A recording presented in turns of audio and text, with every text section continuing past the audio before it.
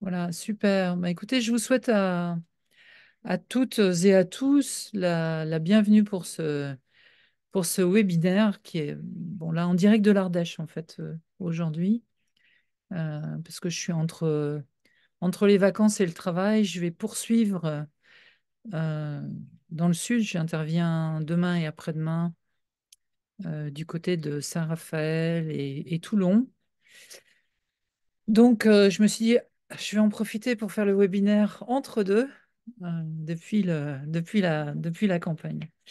Alors, et donc, il y avait cette idée aujourd'hui d'avoir un webinaire à propos d'un sujet, du sujet des non-dits. C'est un sujet qui me tient bien à cœur.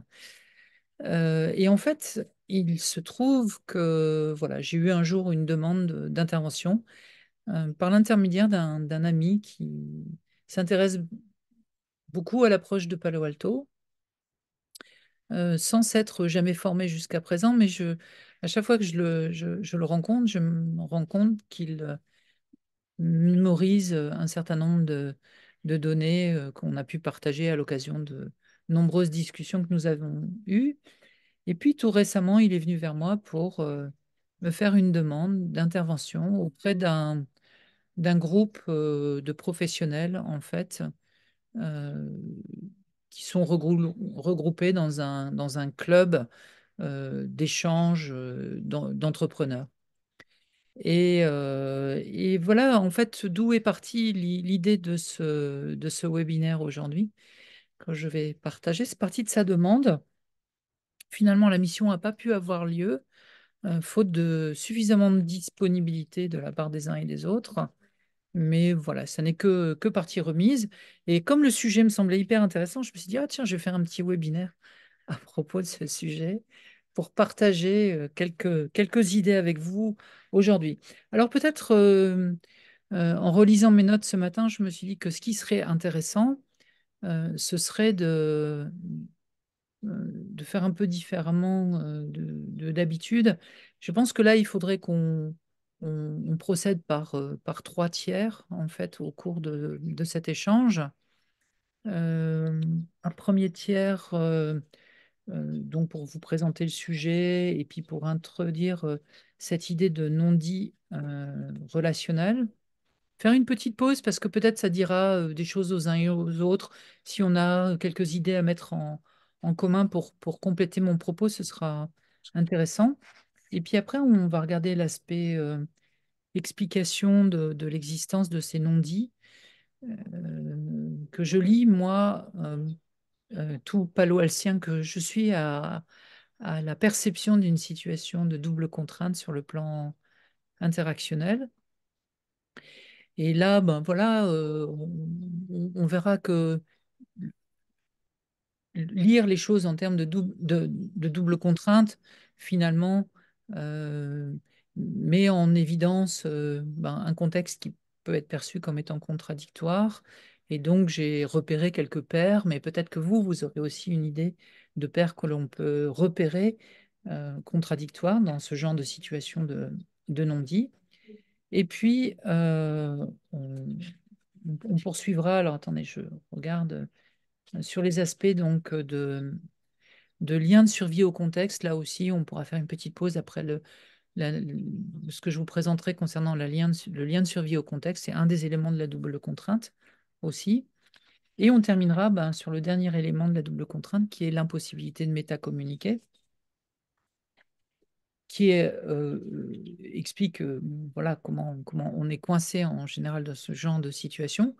Et puis, mais qui nous donne aussi une ouverture pour pouvoir unilatéralement changer le fonctionnement de la situation et donc repérer la plus petite intervention possible dans ce genre de situation pour oser dire finalement les non-dits. Et puis bah, voilà, on poursuivra nos échanges à ce moment-là. Donc si c'est OK pour vous, on fonctionne comme ça. Et donc je vous propose de vous d'abord vous décrire la situation de la demande d'intervention que j'avais eue. Donc, ce sont deux amis qui étaient chargés de l'organisation d'un séminaire pour ce groupement professionnel et qui m'ont partagé une situation relationnelle qui leur apparaissait embarrassante, à laquelle ils ont été confrontés. Euh, et, euh, et donc voici la situation. Alors j'ai changé les noms, bien entendu. Je les ai appelés Alain et Bruno pour ceux qui ont suivi ou celles qui ont suivi la formation avec moi. Ça leur rappelle probablement un exercice qu'on a fait. En fait, c'est vachement bien parce qu'Alain et Bruno, c'est passe-partout. Donc je l'ai réutilisé. Donc je les ai appelés Alain et Bruno tous les deux. Euh, Ils ont un ami, en fait, qui est un businessman, un entrepreneur, qui leur a proposé un jour un nouveau projet de business auquel les associer. Et ils étaient très tentés pour pouvoir participer à cette idée de business. Et donc, ils ont confirmé à leur ami qui leur a fait la proposition leur engagement à s'associer à ce nouveau business. Et puis, les semaines sont passées, les mois sont passés, et ils n'avaient pas de retour de la part de cet ami auquel ils avaient confirmé leur engagement.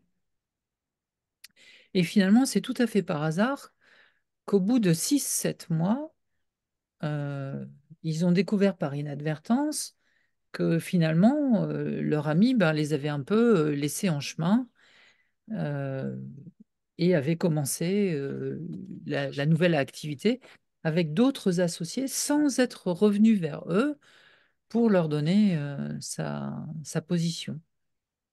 Et donc, comme ils fréquentent très régulièrement cet ami, ils ont vécu cet événement un peu comme une trahison, comme quelque chose, en tout cas, qui était assez désagréable, et se sont retrouvés vite pris dans un embarras dans lequel, à la fois, ils avaient quelque chose qui restait en travers de la gorge, d'une part, et d'autre part, ils fréquentaient cet ami dans ce réseau, ils avaient une solide relation d'amitié, et vraiment parler de cet événement qui les avait très largement inconfortés représentait pour eux un vrai inconvénient et une difficulté à le faire. Et au moment où ils m'ont formulé la demande, ni l'un ni l'autre n'avait osé reparler de cette situation, de peur de prendre des risques ou de peur même des réactions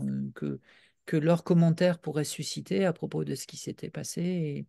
Et donc, ça a été leur demande de départ de me dire, OK, euh, comment est-ce que tu pourrais nous proposer une intervention qui nous aiderait finalement à oser dire ce genre de non-dit.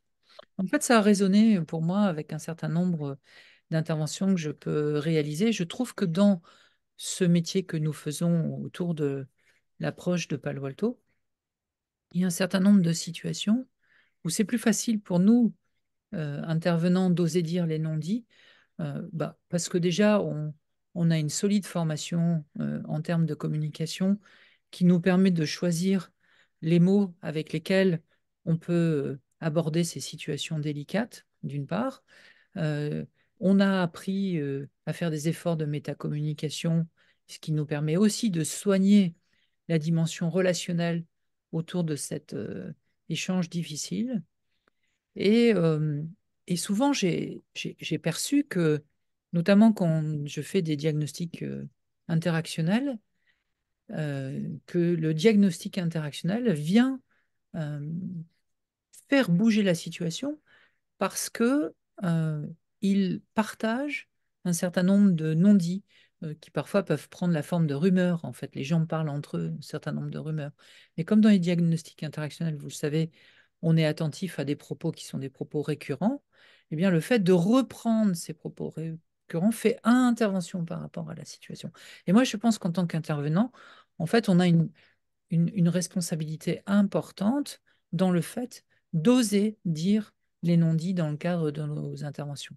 Maintenant, je pense que c'est une toute autre affaire quand on est pris à l'intérieur de la situation soi-même. Il y a des enjeux émotionnels, relationnels qui sont beaucoup plus forts. Je pense que quand on est intervenant extérieur, on est un petit peu distancié par rapport à ses émotions, par rapport à ses enjeux relationnels, si tant est qu'on ait bien posé le cadre de l'intervention. Et donc, c'est peut-être un petit peu plus facile pour nous, intervenants extérieurs, d'oser dire les non-dits. Néanmoins, je pense qu'il y a un vrai sujet. Et donc, bon, voilà, je suis partie là-dessus. J'ai commencé à faire des recherches. Euh, et une, pour caractériser, en fait, j'aimerais bien dans un premier temps caractériser ce type de non-dit que décrit la situation d'Alain et Bruno. Et on peut les caractériser de non-dits relationnels ou de non-dits professionnels selon le contexte dans lequel on se trouve. Ça englobe donc généralement des informations ou les sentiments qui ne sont pas exprimés ouvertement entre les parties, mais qui ont un impact significatif sur la dynamique et la confiance dans la relation entre les parties prenantes. Donc, en fait, euh, pour définir plus précisément le non-dit relationnel, on peut dire que le non-dit relationnel se réfère aux émotions, aux pensées, aux attentes, aux informations qui ne sont pas communiquées entre les individus dans une relation, qu'elle soit personnelle ou professionnelle. Et ces non-dits, en fait, peuvent résulter de la peur de la confrontation, du désir de préserver la relation ou de l'incertitude sur la manière d'aborder le sujet sans provoquer de conflit. Donc, malheureusement, la rétention de ces non-dits peut conduire, quant à elle, à des malentendus, à l'érosion d'une relation de confiance et à une détérioration de la relation si oser dire les non-dits n'est pas géré avec soin. Donc, en fait, on voit que finalement, l'implication de ces non-dits relationnels eh bien, risque de provoquer, euh, plus on se retient, plus on risque une accumulation de ressentiments. Lorsque les non-dits s'accumulent, ils vont mener à ce ressentiment croissant et avec le risque que ça puisse éclater d'une manière totalement disproportionnée ou inappropriée par rapport aux situations.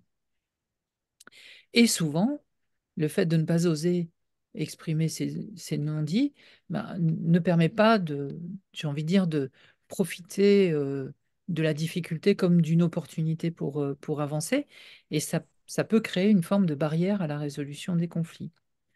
Donc, parce que justement, toutes les cartes ne sont pas sur la table, ce qui empêche finalement une, une compréhension mutuelle et une résolution efficace des différends ou des difficultés que l'on a traversées. De plus, on peut dire que la troisième implication, bah, c'est une détérioration de la communication, euh, parce que bah, finalement, on peut dire que la difficulté à dire les non-dits vient compliquer une communication ouverte, qui est plus difficile à chaque fois, parce que ben, chaque partie va avoir une forme de réticence à partager ses pensées ou ses sentiments. Alors, en cherchant un petit peu plus loin, moi j'ai repéré trois autres exemples de non-dits relationnels. Par exemple, un non-dit relationnel autour d'attentes non exprimées en termes de performance. Donc, dans certaines situations, un manager peut avoir des attentes spécifiques concernant la performance ou le comportement d'un employé. Il essaye de faire passer implicitement son message. Et donc, c'est pas une communication très claire. Et l'employé, de son côté, peut ne pas être conscient de ses attentes et continuer à travailler sans les prendre en compte. Donc, cela peut conduire à une évaluation négative de la part du manager qui va être une évaluation un peu surprise pour le collaborateur à l'occasion d'un entretien de performance, donc provoquant de la confusion, de la frustration de la part des deux parties, j'ai envie de dire, quoi. Il peut y avoir aussi des malaises autour de certaines prises de décision. Dans certaines situations, un manager peut avoir des attentes spécifiques concernant, pardon, des membres d'une équipe peuvent ressentir un malaise ou être en désaccord avec une décision stratégique prise par la direction, Mm. mais choisir de ne pas exprimer leur opinion ou leurs préoccupations lors des réunions. Donc, cela peut être dû à la crainte de représailles, à l'incertitude sur la manière de présenter leur désaccord de manière constructive, ou à la perception d'exprimer une opinion contraire Mhm. en pensant que c'est inutile de le faire. Donc, du coup, ça peut affecter l'engagement, la motivation des uns et des autres, ainsi que leur qualité au travail. Et puis, dernier exemple que je voulais partager avec vous, c'est parce que ça m'est arrivé récemment dans un coaching. En fait, c'était très intéressant parce on a beaucoup travaillé sur ce sujet-là, mais le point de départ, on est dans un contexte qui est un contexte économique difficile. La personne que j'accompagne est très performante sur le plan de son métier, de son professionnalisme. Et puis tout d'un coup, elle a une réticence à discuter de ses perspectives professionnelles dans cette situation. Et donc à changer de rôle, à prendre plus de responsabilités. Elle a peur que ce soit interprété, mal interprété. Et puis elle a peur aussi de rester cantonnée dans son rôle. Donc finalement, elle est prise un peu entre le marteau et l'enclume dans cette situation. Euh, donc elle pense que c'est pas bienvenu. Elle a peur aussi de se voir refuser les opportunités. Et ça la bloque dans l'idée. Elle attend qu'on lui offre l'opportunité de progresser. Euh, et c'est dommage parce que j'ai envie de dire son manager euh, n'a pas l'opportunité non plus de la reconnaître pour des compétences qu'elle a et pour lui proposer un rôle qui soit plus avancé. Euh, mais ne pas l'encourager ouvertement, c'est aussi prendre le risque de la perdre parce que si elle se démotive, elle va pouvoir s'éloigner de la situation professionnelle, d'autant plus que la situation professionnelle est plutôt mauvaise en ce moment, alors qu'elle pourrait apporter énormément de choses dans cette situation professionnelle. Donc, ça peut limiter son développement professionnel et puis et un manque d'alignement finalement entre ses objectifs personnels et les opportunités offertes par l'entreprise. Donc voilà un peu ce que j'ai pu repérer comme exemple de non-dit relationnel, mais peut-être que vous, il vous en est venu quelques-uns en tête pendant que je faisais cette présentation. Est-ce que quelqu'un aurait un exemple qu'il pourrait partager? Je pensais aussi aux non-dits liés à des choses taboues, en fait. Ouais, Je pense voilà, le racisme, le sexisme, enfin voilà, des violences relationnelles qui sont tabous dans exact, l'entreprise. exact, Et exact, on a peur de l'exprimer parce qu'on se dit ça va pas être cru ou ça va être voilà, il y a un désir d'intégration exact. et c'est Ouais, ça. ouais, très juste, Hélène. Merci.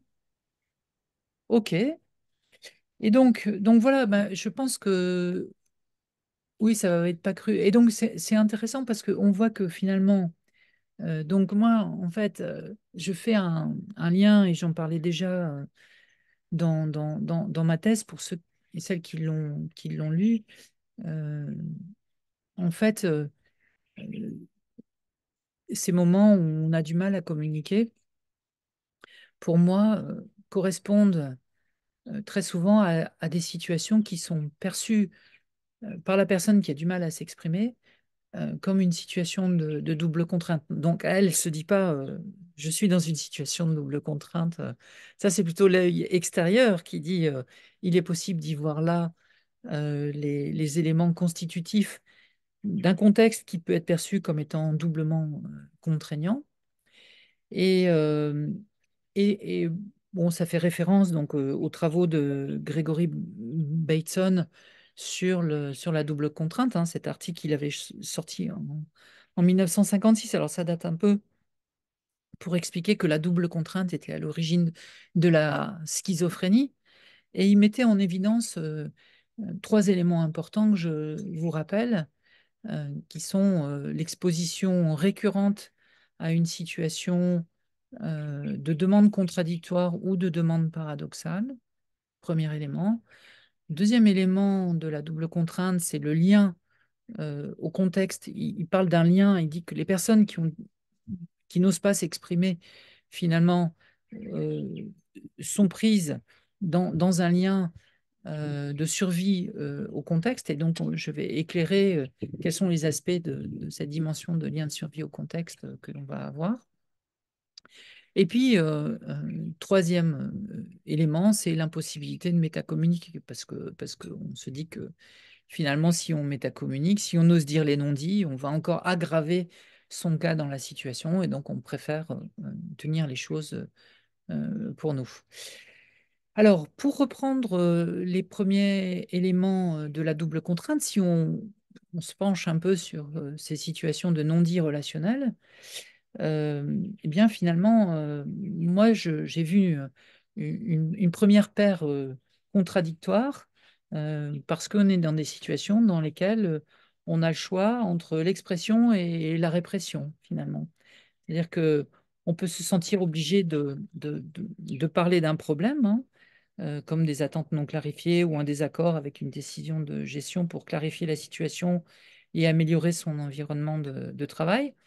Cependant, il peut être également ressenti la pression de ne pas parler pour éviter les conflits, pour préserver des relations, pour maintenir une image professionnelle. Par exemple, euh, exprimer un désaccord pourrait être vu comme une initiative pour améliorer le projet, mais cela pourrait également être perçu comme un manque de soutien ou de loyauté envers la direction. Donc, donc voilà, ça va expliquer un peu la difficulté à un moment donné d'avoir le sentiment, enfin, on a à ce moment-là le sentiment d'avoir le choix un peu entre la peste et le choléra. Deuxième possibilité, ben, c'est on peut être pris dans un dilemme euh, entre des aspirations personnelles et des obligations envers l'équipe, la loyauté envers l'équipe. Un employé peut vouloir discuter de ses aspirations de carrière, de son désir de changement ou de changement de rôle. C'est ce qu'avait un peu la personne que j'accompagnais là récemment.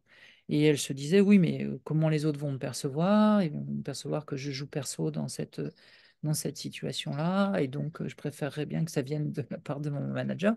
Mais si ça ne vient pas de la part du manager, bah, le sujet n'est pas abordé.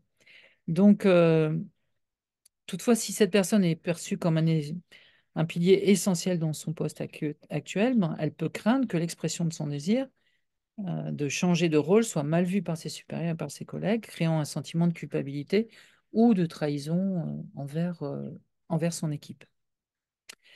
Et puis après, il y a un autre dilemme possible, c'est que dans ce genre de situation de double contrainte, on peut avoir aussi, on cherche un équilibre entre la nécessaire honnêteté et puis la diplomatie. Ça renvoie peut-être aussi à l'exemple d'Hélène où bah, aborder des sujets difficiles comme ça demande énormément de diplomatie et avoir le courage d'une parole franche tout en prenant soin de la relation, je pense que c'est parfois un exercice qui est difficile. Et c'est un exercice qui est d'autant plus difficile, comme vous le savez, que c'est le récepteur qui fait le message en matière d'interaction. Donc, parfois, malgré tous les soins, Emmanuel, je te regarde en disant ça, on peut prendre des tas de soins pour soigner la relation avec les parents, et il y a toujours une partie de la communication qui va t'échapper euh, dans ce genre de situation. Donc parfois, un feedback honnête sur les performances ou le comportement d'un collègue, d'un subordonné est nécessaire. Néanmoins, donner un retour potentiellement négatif peut entraver la relation interpersonnelle, surtout si la culture de l'entreprise ne favorise pas une communication ouverte et constructive. Donc l'alternative, ben, souvent, c'est de retenir le feedback, mais cela peut compromettre la performance et le développement professionnel de la personne. Donc voilà un peu pour, je pense, les aspects contradictoires auxquels on est confronté pour exprimer finalement, oser dire les non-dits. Mais bon, je pense que dans chaque contexte où on a du mal, on pourrait mettre des mots, et d'ailleurs, ce serait un de mes conseils. Je crois que un premier niveau d'intervention, c'est déjà de réussir à nommer en fait la dimension contradictoire dans laquelle on se sent pris ou prise dans ce genre de situation. Après, euh, il y a la question du lien de survie au contexte. Euh, Premier lien de survie au contexte en relation avec l'entreprise, c'est le sentiment d'être pris dans une dépendance économique.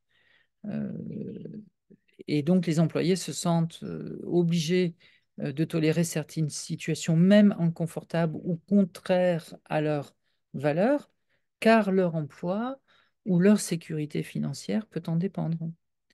Donc, ça crée une dépendance. Je crois que ce qui est idée forte, c'est que derrière cette idée de lien de survie au contexte, moi, je crois que on est pris dans un sentiment de dépendance vis-à-vis du contexte, du contexte. Et donc, on a du mal à exprimer ouvertement sa position parce qu'on pense qu'on prend des risques pour soi ou pour sa carrière. Après, il y a un autre lien de dépendance, c'est un lien relationnel, tout simplement.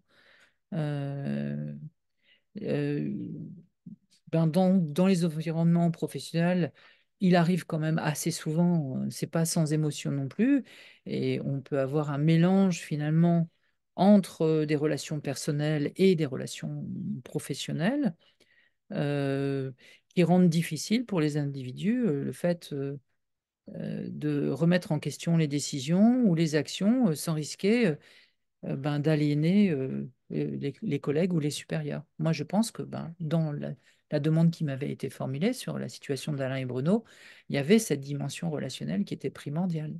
Le, le- le souci de ne pas perdre une relation qui, malgré tout, reste de qualité, qui crée des opportunités de soutien entre les uns et les autres. Et bon, voilà. Alors, c'est pas la peur de la perdre, parce que, bon, finalement, ce sont des personnes qui ont beaucoup de résilience, mais il y a quand même un lien fort, un lien affectif qui est là et qui vient compromettre le fait d'oser dire ce qui pourrait potentiellement déplaire dans cette relation. Et puis, il y a un autre aspect aussi dans le lien de dépendance, c'est la dépendance à l'identité professionnelle ou à l'identité de corps ou à l'identité syndicale aussi dans d'autres contextes. Euh, les personnes peuvent se sentir liées à leur rôle ou à l'image qu'ils ont à construire dans leur idée professionnelle, dans leur milieu professionnel, pardon. Et, euh, et donc admettre des faiblesses, des désaccords ou demander des changements peut être vu comme une menace de cette identité soigneusement élaborée. Vous voyez, on essaye de construire une réputation et puis eh ben, à un moment donné, ben, le, le non-dit peut compromettre en fait la construction menée jusqu'à présent. Et donc, ben, c'est pas, du coup, il y a une espèce de parole retenue à ce moment-là qui va venir limiter les possibilités de s'ajuster dans cette relation de double contrainte. Euh, Donc ça, c'est pour le lien aux survies, à la survie. Et puis, en ce qui concerne l'impossibilité de métacommuniquer, là, j'ai envie de dire, ça dépend un peu de la culture des milieux, par exemple, dans lesquels on est pris. Il peut y avoir des normes culturelles ou des normes structurelles dans certaines cultures d'entreprise.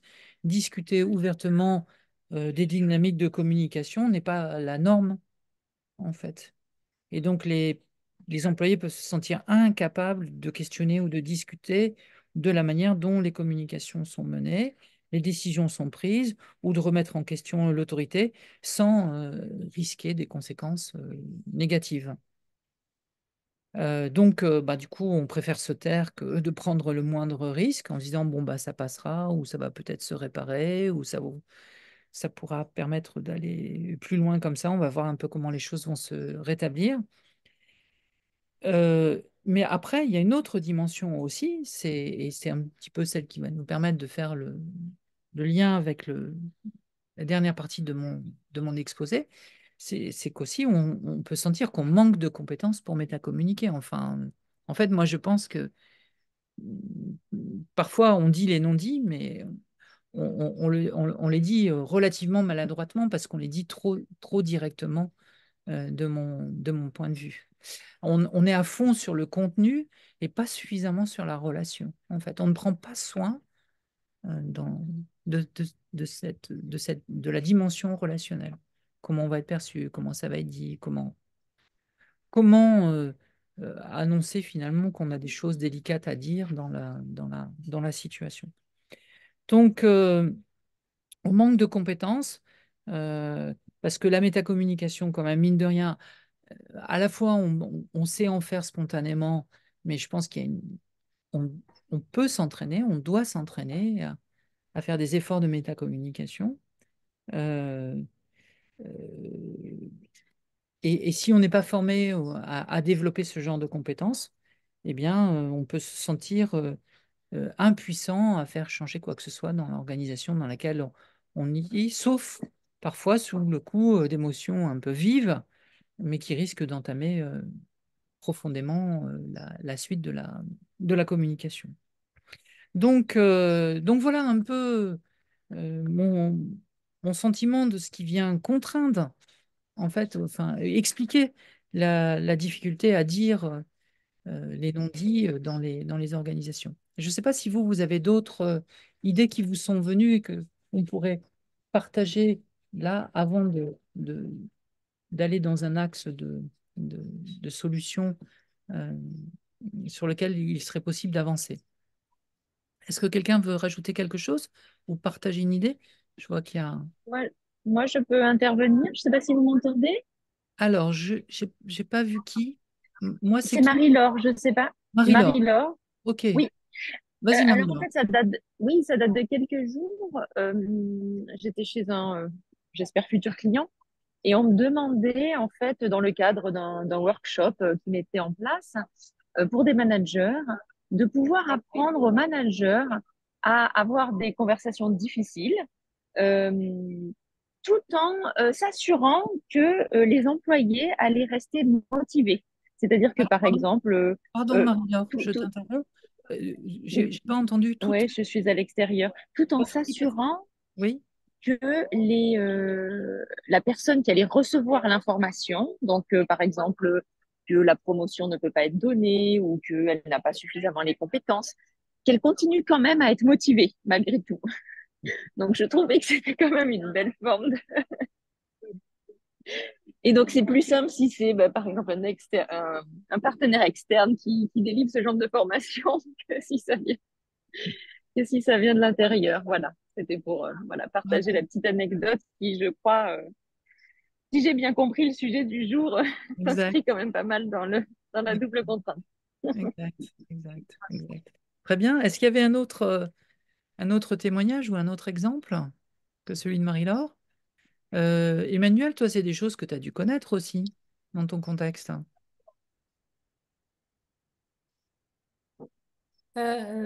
Bonjour à tous. En fait, j'ai pas d'idée là, mais ouais, j'en ai plein comme ça. Mais là, comme ça, j'ai pas d'idée.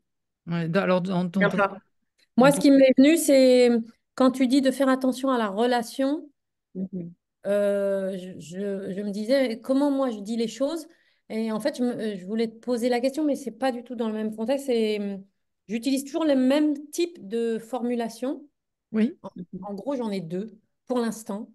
Et en fait, je trouve que je tourne un peu en rond. Mais bon, j'y arrive quand même. Parce que l'autre fois, j'ai réussi avec une famille à faire comprendre que pour leur enfant, c'était pas possible de faire comme ça. Et la maman qui disait non à tout le monde, à moi, elle m'a dit oui, d'accord, madame. bah, super. Ok. Voilà. Mais j'utilise toujours le même type de formulation.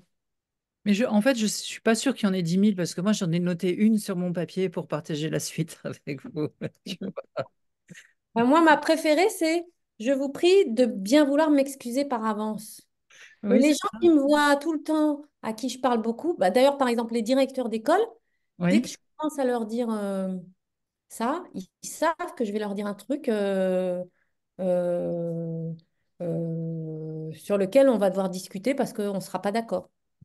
Donc, ça les fait rire maintenant. c'est parfait. Et du coup, ça monte leur niveau d'écoute et d'attention à ce Oui, moment. et en fait, ils me disent tout ce que vous voulez, Madame l'inspectrice. Super, Voilà. super, super, super, Emmanuel. Ok, Sophie, est-ce que toi, tu as qu'est-ce que ça te dit, là, ce qu'on a partagé?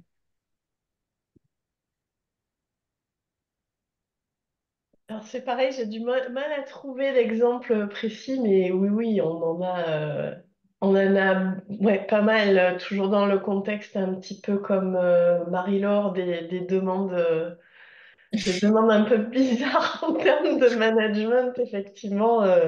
Ouais, ça arrive assez souvent, mais après, je peux parler de mon expérience personnelle parce que je suis dans le conseil et moi, c'est vrai que cet apprentissage de la métacommunication, elle m'aide beaucoup au quotidien, parce qu'on est dans des métiers, oui, où il faut dire les choses.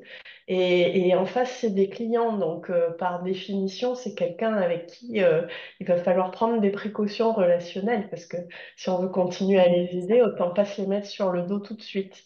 Donc, moi, c'est vrai que Palo Alto, pour ça, m'a beaucoup amené sur ce terrain-là. Super. Hélène, je vois que tu as levé la main. Oui, parce que moi, ça m'a évoqué beaucoup de situations, en fait, puisque moi, je travaille beaucoup sur les questions de santé au travail.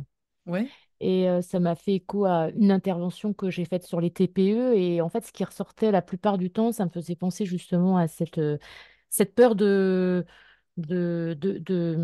dégrader la relation dans les toutes petites entreprises artisanales où tout se passe bien. Et en fait, ils évitent de parler des aspects vraiment concrets de travail pour le réguler. En fait, ils parlent jamais de ce qu'ils vivent au travail par peur, en fait, de créer des...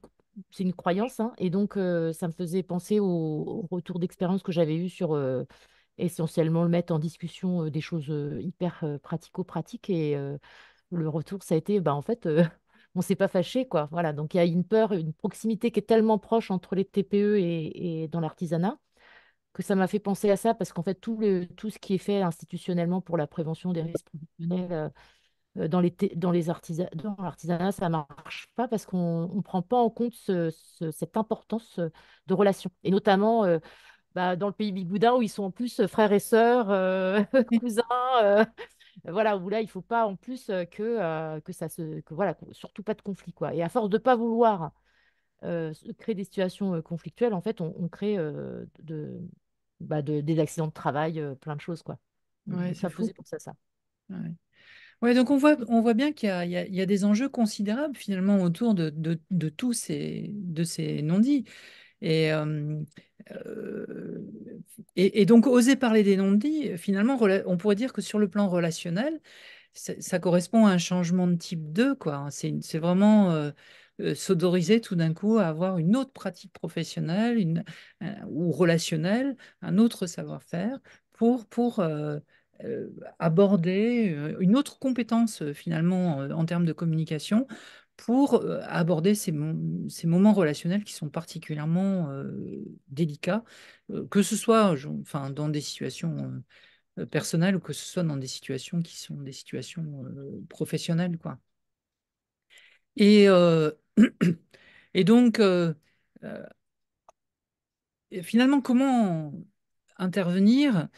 Et moi, je me rends compte que ce que je peux partager dans le cadre de mes accompagnements, qu'ils soient individuels ou collectifs, euh, sur ce genre de situation, pour moi, il y a deux axes extrêmement importants de travail.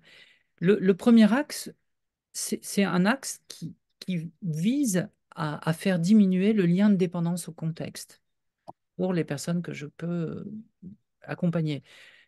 C'est- Je pense que la situation est d'autant plus difficile que les personnes n'ont pas d'alternative. Et donc,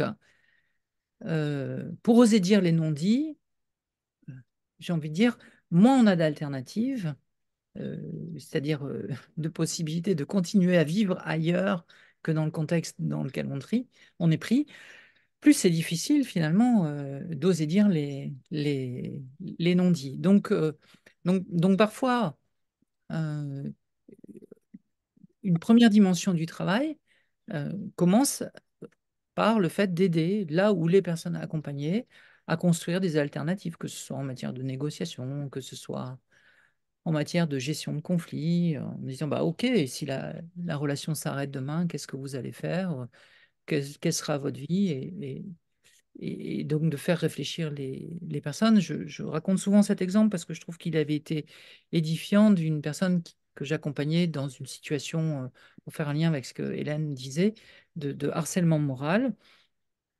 Et elle me disait, moi j'ai un engagement militant dans cette association dans laquelle je travaille. J'ai jamais imaginé travailler ailleurs que dans cette association-là.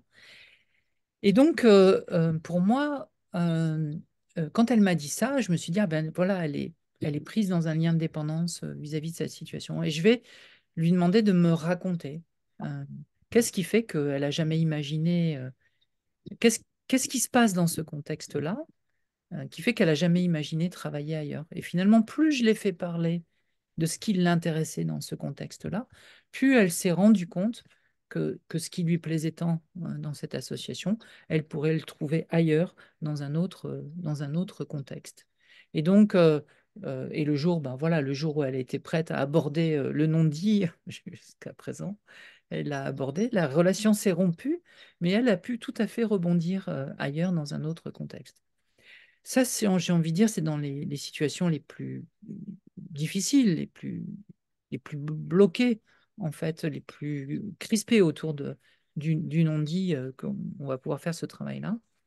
Maintenant, il y a, un peu comme le disait Emmanuel, euh, pour moi, un autre grand axe de travail, c'est de prendre soin de la relation. Donc, c'est de faire un effort de métacommunication pour prendre soin de la relation. Et je pense qu'on n'a pas 36 solutions. On peut avoir 10 000 variantes, mais on n'a pas 36 solutions. Euh, je crois qu'il y a deux choses importantes. La première, c'est effectivement de dire que ce que l'on va dire risque de déplaire, risque de créer de la difficulté, risque de créer du désaccord, risque de surprendre, risque de blesser, risque, enfin voilà, on peut le dire de maintes manières euh, différentes. Euh, et la deuxième chose, c'est euh, donc de dire vraiment ce qu'on a à dire. Mais excusez-moi, l'idée m'est sortie de la tête. Elle va certainement réapparaître. Euh, donc, euh, donc la métacommunication donc, implique de parler de la communication elle-même. Elle permet de clarifier nos intentions, elle permet de réduire les malentendus, euh, elle permet de rendre la conversation sur les sujets délicats moins émotionnelle aussi. Euh, et donc, la formule que moi je voudrais partager avec vous, ce serait celle-ci. Je souhaite partager quelque chose qui est difficile à exprimer et qui pourrait être difficile à entendre. Mon intention n'est pas de critiquer, mais de chercher une meilleure compréhension entre nous. Alors, c'est une formule un peu longue, mais voilà, pour moi, Tu c'est peux nous la refaire, s'il te plaît? bien sûr. Parce que dès que je peux, je vais l'utiliser. Ça t'en fera trois, Emmanuel, à ce moment-là. Et après, tu composeras, il y aura toutes les variantes que tu composeras Voilà, et à partir après. de celle-là. Je souhaite partager quelque chose qui est difficile à exprimer et qui pourrait être difficile à entendre. Donc, voilà, ce sont des précautions oratoires. Mon intention n'est pas de critiquer, mais de chercher une meilleure compréhension entre nous. En raccourci, ça peut être ce que je vais vous dire risque de vous déplaire et je vous prie de bien vouloir m'en excuser à l'avance. C'est une autre variante. Pour moi, voilà, c'est peut-être la deuxième chose que je voulais partager avec vous, c'est il s'agit, dans ces contextes difficiles, de reprendre unilatéralement l'initiative, en fait, dans la dynamique de l'échange. Et donc, reprendre l'initiative unilatéralement, parce qu'on pourrait imaginer qu'il y a un contexte qui se crée, un peu comme c'est souvent le cas quand, par exemple, on a des démarches de médiation, on crée un contexte qui peut favoriser des ajustements. Mais si les personnes ne veulent pas entrer en médiation, on est coincé aussi. Donc, il est possible, je pense, de reprendre l'initiative en utilisant les précautions oratoires que je viens de vous partager. Donc, cette possibilité de reprendre euh, l'initiative unilatéralement, euh, pour moi, représente trois avantages. Un premier avantage qui est l'autonomie. Reprendre l'initiative, ça brise le cercle d'une attente passive pour que les autres changent ou que les autres fassent un premier pas. Rosine, tu voulais dire quelque chose? Vas-y. Oui, désolé. Est-ce possible d'expliquer ce qui veut dire reprendre l'initiative unilatéralement? Alors pour moi, en fait, reprendre l'initiative unilatéralement, si tu veux, dans des situations qui sont des situations un petit peu compliquées, sur le plan relationnel, souvent on attend que quelque chose vienne des autres. D'accord? On attend un changement de la part des autres, on attend une parole de la part des autres, on attend une marque d'attention, un égard de la part des autres. Et parfois, ces attentes-là vont être vaines, elles vont pouvoir durer un certain temps, tu vois. Donc, donc c'est moi qui suis embarrassée par l'attitude et le comportement d'un certain nombre de personnes qui sont autour de moi. Et, et donc, je, j'essaye de faire une interaction par rapport à cet inconfort-là. J'essaye d'imaginer quelque chose que je peux faire en termes d'interaction. Tu sais, la plus petite interaction possible, la plus petite intervention possible euh, dont je pourrais prendre l'initiative. Et bien, moi, je pense que la plus petite intervention possible, c'est faire cet effort de métacommunication, c'est faire cet effort dans lequel tu vas utiliser des précautions oratoires. Et utiliser des précautions oratoires, tu vois, c'est la plus petite action que tu peux faire pour prendre soin, en fait, de la relation avec ton interlocuteur. Et comment tu le fais? Ben, tu lui dis, ce que je vais vous dire va vous déplaire et je vous prie de bien vouloir m'en excuser.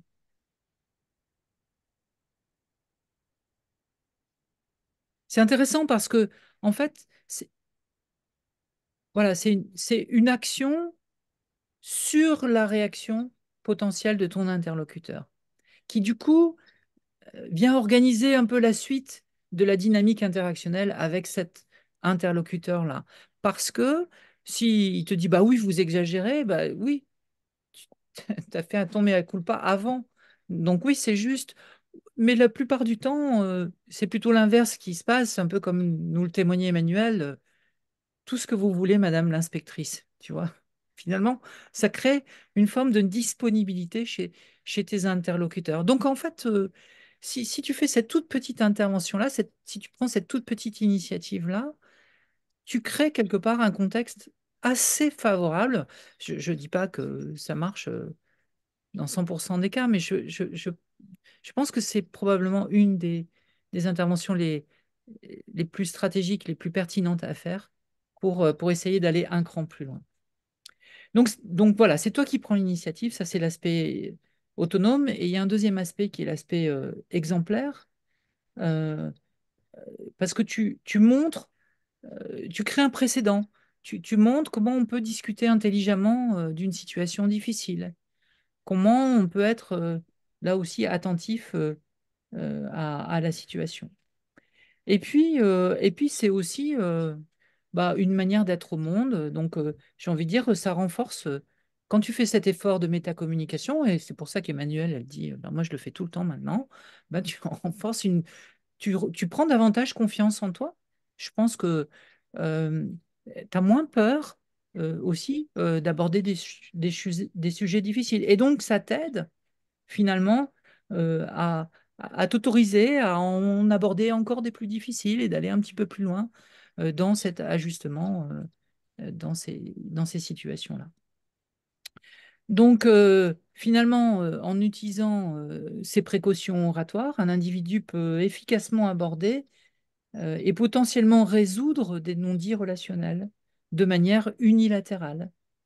Cela ne garantit pas toujours que l'autre partie réagira bien sûr de manière positive, mais ça maximise les chances d'une issue favorable en contrôlant au mieux la manière dont le message est délivré, puisque c'est le récepteur qui fait le message. Donc, on essaye de maximiser les possibilités que ce que l'on a à dire soit compris le plus proche de ce que l'on avait envie de partager, quoi. Ou en tout cas, on se ménage des marges d'ajustement. Si ce n'est pas le cas, on pourra plus facilement dire ah, excusez-moi, je me suis mal exprimé, c'est plutôt ça que je voulais dire, ou quelque chose comme ça. Alors, j'ai retrouvé la deuxième idée que je voulais partager avec vous, pardon, tout à l'heure, c'est aussi euh, mais je crois qu'on est condamné à être très sérieux parce que sinon, ça peut ressembler à une forme de manipulation aussi, juste cet effort de métacommunication. C'est-à-dire que après, on doit se comporter en cohérence avec ce que l'on annonce aussi dans cet effort de métacommunication. Parce que par exemple, dans une situation managériale, si par rapport à une situation difficile, c'est un peu le propos de ma thèse, un manager dit, je comprends que quand je vous demande ceci, vous comprenez cela, et puis après, j'insiste, vous réagissez de telle manière et moi, j'insiste de telle façon, je vais arrêter de le faire, et ben, il faut qu'il arrête de le faire.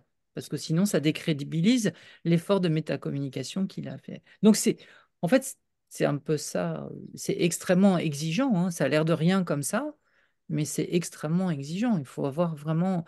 Sinon, on n'est pas crédible, quoi, en fait. Voilà un peu ce que sera le mot de la fin euh, je voulais partager avec vous. C'est bon pour vous? Ouais, j'avais une question, Olivier, pour reprendre les sujets tabous, ça me semble quand même difficile en fait. Enfin, c'est pas toujours. Euh, enfin, cette précaution eratoire, il faudrait sans doute l'adapter Ben, à quelque chose qui probablement. serait plus systémique en fait que Ouais. dans une interaction individuelle, enfin même si c'est plusieurs ou un groupe, parce que il y a des situations qui sont complètement invisibilisées, donc Oui, mais c'est pour ça. Enfin, donc moi, je vous donne un peu je vous donne la direction, Hélène, hein. mm, Euh, le sujet, c'est quel genre de métacommunication je peux faire par rapport à la situation.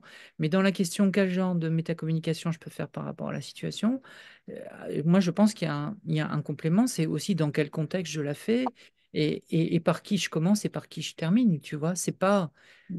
En fait, en fait, bon, je vous ai donné la direction, mais c'est pas monolithique. C'est-à-dire que euh, on voit bien avec l'approche de Palo Alto, quand on fait des diagnostics interactionnels et qu'on les restitue, ce qui est fascinant, c'est que chaque situation dans laquelle on intervient va nous amener à penser le dispositif de restitution, qui ne sera jamais le même, en fait. Parce que, et dans ce dispositif, on dira par qui on commence et par qui on termine, tu vois. Et je pense que dans ces situations qui sont des situations lourdes, bah, tu as des précautions oratoires, mais tu as des précautions contextuelles à prendre aussi. Parce que tu peux pas, euh, même avec tous les égards, c'est la question des égards hein, qui est importante. Je trouve que prendre des précautions oratoires, c'est faire preuve d'égard vis-à-vis de nos interlocuteurs. Mais comme ce sont nos interlocuteurs qui font le message aussi, euh, ils vont être attentifs à des tas d'autres éléments qui vont aussi faire métacommunication par rapport à la situation. Si tu fais l'effort de métacommunication juste entre deux portes, bah, j'ai envie de dire, tu vas louper ton effet d'égard, quoi. Enfin, il y a autre chose qui va envoyer un message contradictoire. Bah, la personne va dire, bah ouais, elle n'en a rien à faire, quoi. Ou elle en a rien à faire, elle me traite comme ça. Et puis, si tu laves ton linge sale en famille, aussi, bah, je pense que présentera le même niveau de difficulté à ce moment-là, tu vois.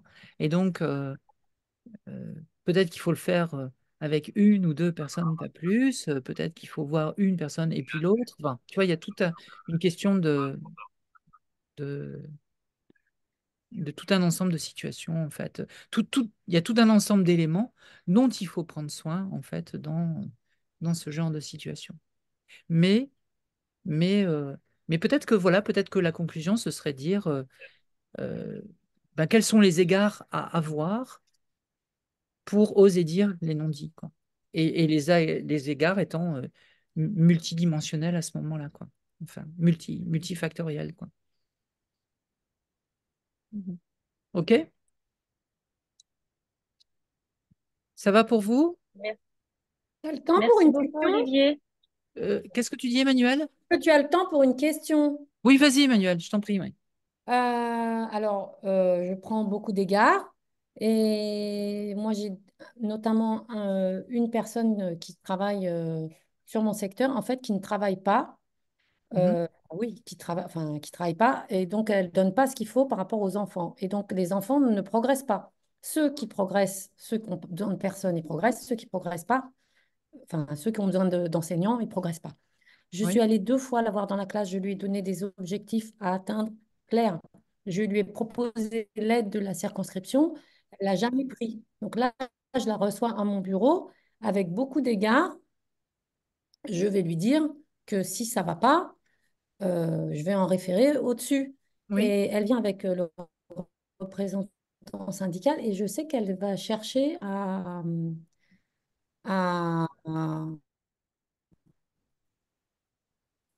genre, je pense à manipuler tout ce que j'ai appris en formation niveau 1. Mais oui. je veux bien savoir la phrase que tu pourrais... Parce que ce que tu as proposé comme phrase, ça ne rentre pas dans mon contexte. Mais en fait, Tu vois, pour mon de l'égard. Parce que quand même, il faut que je dise les choses à un moment, quoi. Il et faut que je dise ça voilà. va pas. Oui, oui, oui. Moi, je pense que